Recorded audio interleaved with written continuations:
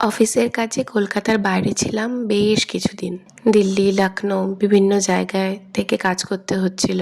ভেবেছিলাম এবছর জন্মদিনে হয়তো বাড়ি ফেরা হবে না, কিন্তু অফিস আমার উপর কৃপা করলেন আর আমি কলকাতায় ফিরে আসলাম জন্মদিনে ঠিক 2 দিন আগে। তো মা তো ভীষণ খুশি। মা একটু আয়োজন করবে প্রত্যেক বছরের মতন। আয়োজন আর কি, ওই রান্না বান্না আর আশীর্বাদের একটা পর্ব থাকবে। এমনিতে তো অফিস তো থাকবেই, উইকডেজে পড়েছে। তো দেখতে দেখতে আমি 34টা বসন্ত পার করে ফেললাম পৃথিবীতে এসে। যত বড় হচ্ছি মানে একটা একটা করে বছর কাটছে, আর জীবন কিন্তু আমাকে নতুন করে অনেক কিছু শিখিয়ে দিচ্ছে। এবছর বলবো অনেকটা ধৈর্য রাখতে শিখেছি।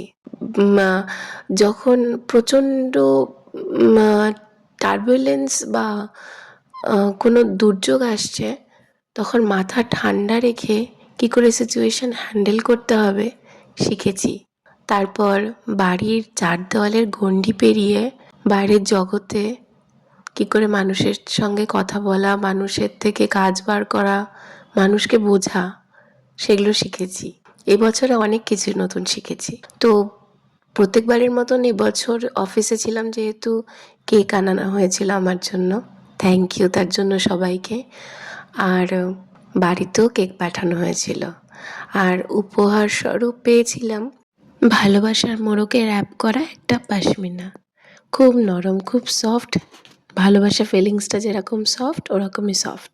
আমার গলা শুনে আশা করি বুঝতে পারছো যে প্রচণ্ড ঠান্ডা লেগেছে, ভয়েসটা একদমই নষ্ট হয়ে গেছে। বাট জন্মদিনের ব্লগ বেশি দেরি করে দিলে কি ভালো লাগে, তাই দিয়েই ফেললাম এই গলা নিয়ে।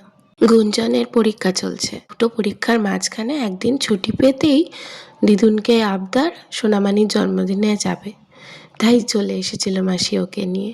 এসেছিল, তার জন্য আমার জন্মদিনটা আরও স্পেশাল মনে হয়েছিল আমার।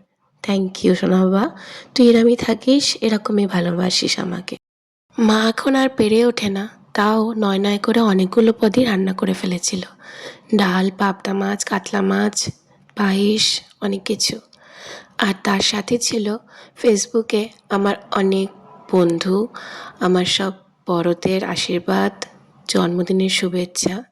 এতে আরও ভালো লাগছিল। কাউকে যদি বাদ পড়ে যায় রিপ্লাই দিতে, তাহলে প্লিজ রাগ করো না, কেমন?